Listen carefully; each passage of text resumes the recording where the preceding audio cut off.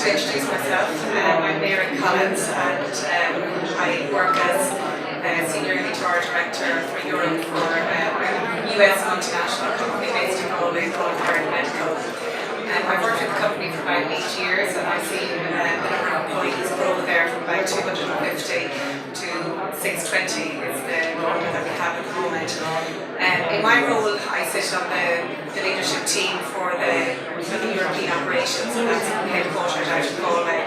And we are actually hiring, we have a stand here, so please come and visit us later on the stand. I'm not used to getting up and speaking in front of a big crowd, so I'm going to apologise in advance, and I probably will refer to my notes as well, just to make sure that I've covered everything, so please bear with me.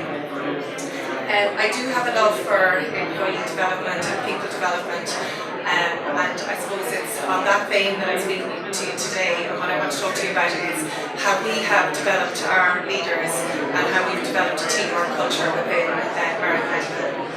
And also just to talk about the importance of having change agents internally. And I know Lorna McDowell in her previous presentation spoke about the importance of that.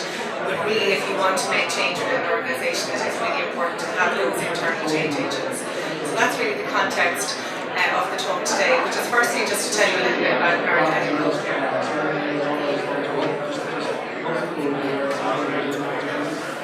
Okay, so we are based out of Salt Lake City in Utah.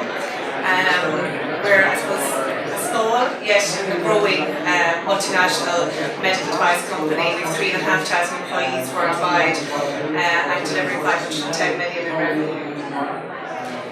Our European operations is based out of Galway, and we have European sites in Venlo, Paris and Maastricht. We have worldwide sales and manufacturing and R&D sites right across the world. So just in terms, just very quickly in terms of the MEO milestones, the company was founded in 1987. In 1996 we set up in Galway with a headcount of 30 people. We doubled the size of our building that we had there in 2004. We acquired our facility in the Netherlands in 2007. Our facility that we acquired in Paris was in 2010. We opened a second facility in Galway in 2012, and now in 2015 our employee numbers are 620 in Galway and 840 then incorporating the European sites. We have a strong focus on R&D and advanced engineering. We have a really lovely state-of-the-art new building primarily dedicated for R&D based in Galway. And just in terms of the areas that we have advanced into, we would have started as being, I suppose, experts in wires. We moved into inflation devices and hemostasis valves. In 2013 we went into the OEM business, treatment devices, our hydrotube business and hydrophilic coatings, and now in 2015 we're advancing again, looking at technology transfers, industrial chemistry, balloon catheters and urological products. And some of my colleagues that are with me on the stand are certainly going to be better placed than I am to speak to the products and the processes that we use. So, I suppose back to the topic for today, which is around people development. And I suppose in terms, just to mention the market within which we're operating in Galway, it's a very competitive market. With 620 employees, we are a significant employer within the region.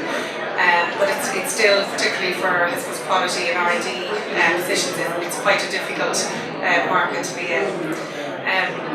What's important for us is that when people come to work with us, that we find the right fit between the people that we want to attract and our culture. And when we established our strategy, our recent strategy, we have, I suppose, placed at the centre of that people development is one of our core enablers that we see that's going to contribute towards the growth of our organisation. And what's important for us is to be able to sustain our culture as we grow. And that is a culture of trust, collaboration, innovation, loyalty, and being a fun place to work.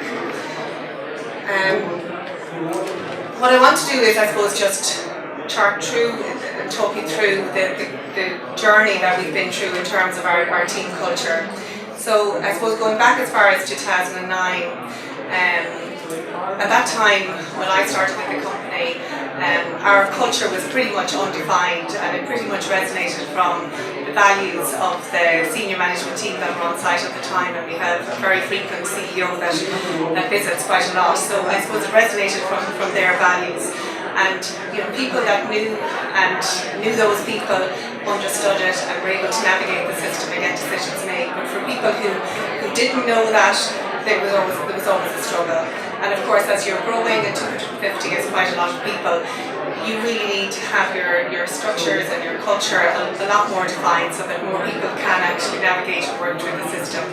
So to do that, we introduced our company values. But of course, putting company values in place is not enough. You have to be able to live them as well. So we've done that in a number of different ways. We've embedded them in our systems, so embedded them in our recruitment system, so that when we recruit people, we recruit those who live by our values. We've embedded them in our performance management process, so when we have performance conversations with employees, we talk about behaviours also. And we've embedded them in our recognition program as well, so we do recognise our employees who endorse the company values. At that time as well, there were, we identified a number of key senior people who had an interest in their own leadership development, and they, I suppose, became really internal change agents in the long run. But at that particular time, they, I suppose, had a curiosity around the whole leadership development area and wanted to develop themselves. So they actually started some coaching, and it was at that time that we started working with Synergy.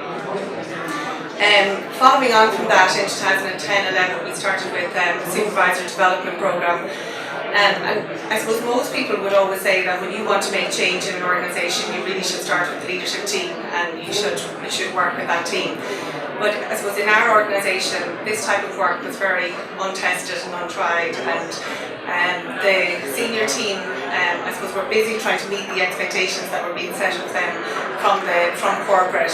So for them to have to go and look for approval and support for a programme for the leadership team, we wouldn't have got that approval. Because from the corporate perspective, it was, look, you have your tools and you have what you need to do the job. So we did have a specific need, and as an internal change agent, you have to look at, where can you be most effective. And at that time, we did have a need to develop the next generation of leaders to support the growth. And we needed our supervisors in particular to be able to make better decisions, to be able to work faster on problem solving. So we brought in Synergy, and between workshops and one-to-one coaching, we spent about a year working with that group. And it was really, really interesting, because my memory of that time is that there was a lot of excitement, a lot of enthusiasm, but there was also a lot of tears, upset, because some people embraced it and went on the journey, and other people found it much more challenging. So it was a very interesting time, but I suppose what's interesting is that those people were quite instrumental in shifting our culture and to one where that whole area of employee development is really, really valued now. At the time, we piloted our performance and development process as well, and the difference with that really was actually bringing in that whole values and talking about behaviours and having those performance conversations around, both objectives and behaviours. The Supervisor Development Programme was successful. They sort of, I suppose, fed back, what they had got from that, what the results that they had achieved, and that was around, more trust within the teams, better relationships. They were able to make decisions better. So that all, and then we actually moved on and started working with our next level, sort of a cross-functional group of managers. Spent the next year working with them. And in 2013 then we did some work with the leadership team, and we worked with Niall O'Reilly and Ignite. And certainly with this type of work, if you are going to make change, there is a need to hear the message in many different ways by many different people. So, it's there. If you want to make change, you have to do it from many different angles. So, at that particular time, we worked with Niall, which was very successful as well. And coming out of that, there was a recognition by the leadership team that we need to put that stake in the ground and say that leadership, people development is one of our key enablers for growth. Then last year, myself and another colleague, we've actually upskilled ourselves as systemic team coaches, and we now are delivering the training programs in-house. So we deliver both generic management training, so all managers that come to work with us, whether promoted into the position or whether they start with us as a manager, they go through some generic training, and then we also are working more deeply with particular groups, one of them being the Galway Operations Management Team, work with them more deeply in the Developing Leaders Programme. Our results to date, in terms of promotions, 62% of our support positions are filled internally, so we do really, I suppose there is great opportunities for progression, and that's one of the outputs. Our culture is developmental rather than disciplinary, so discipline, from a HR perspective, it's a nice place to be. We don't do pretty much no work on the whole disciplinary side, which is a nice place to be. So it is all on the whole development piece. The work is proactive. Our focus is employee development, and feedback is the norm. And I think that's been a big change. I remember when I started first, people just feedback, what's that? And, it just didn't work. But now feedback has become the norm because people know how to give it as well. We're meeting our growth targets, and corporate have confidence in our ability to deliver and attract more R&D projects, and we've seen that in terms of the investment that corporate have invested in Galway. And our employees are engaged and morale is high. So just some top tips for internal change agents if that is a route that you want to go. Firstly, defining and developing the culture is really important. And really getting there in terms of, what are the behaviours. And I remember when we sat down initially with the leadership team, we asked, what are the values that you see at the moment? What are the values that you want to hold on to, even if they become a competitive disadvantage? So asking those sort of questions and really getting to the core of what are those values, and what does our culture look like, and what do we want to hold on to? Influencing key stakeholders, so having these internal change agents and these key stakeholders who can promote and can influence and who can actually walk the talk, really, because that's what it's about, because these are people who will develop themselves, and as a result of doing that, other people will see the benefit. Pilot the initiatives, that's one thing we're certainly not an organisation, certainly from my own department, we don't just say, here you go, here's a performance management system and this is it. We very much, in terms of implementing our performance management system, it's actually taken us a number of years, because each time we have focus groups, we bring all our managers in, we get their input, all our employees, and we continually feed back into the process so that everybody owns it. And that's really, really important, is that whatever these initiatives are, that they are actually owned. And really, in relation to the performance management, I'm at a place where I'd actually love to get rid of ratings. We have very few of them, but I don't know if there's a need for ratings in performance management. I think it's about regular performance conversations. And that's really where we want to get to. Reform is just reform, really, at the end of the day. It's more just having those conversations. But the point here is being open to feedback, so that that you will change your processes as you go along. And I'm sure Lorna mentioned about VUCA and that ability to be able to manage uncertainty and volatility. We need to keep changing with it, so we can't be too insistent that our particular system that we have is correct at the time that we have to live with it. Develop a support network, and HR to identify the purpose and values of the organisation. And I'm really pleased with how HR in our organisation has moved, and that we really feel that we are adding value to the organisation, and really, I suppose, empowering people to be able to make the decisions for their own areas. We don't make the decisions for people's areas. So people don't say you have to go to HR. Managers make the decisions. They take ownership and responsibility for their areas, and we're there to support them. But most of all, you have to continually invest in yourself. And I think that's just really important. If you want to if you want to embody change, the starting point has to be with ourselves, and we so frequently turn around and say, look, if only they would, or we look elsewhere and we look externally. But and from a HR point of view, most people in HR, all people in HR, they often want the best for the business. They can often see a lot of times sometimes what the solutions are, and they struggle to implement that. And I think that if we invest in ourselves, then we can actually start becoming better coaches and helping the business to find the answers. The future for us will continue to grow as an organisation and deliver, and I think we have really good confidence in our company at the moment that we will do that.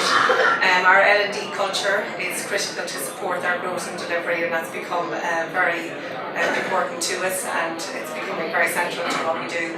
And we'll continue to develop more change agents to support our growth. That's it. Thank you very much, Mary.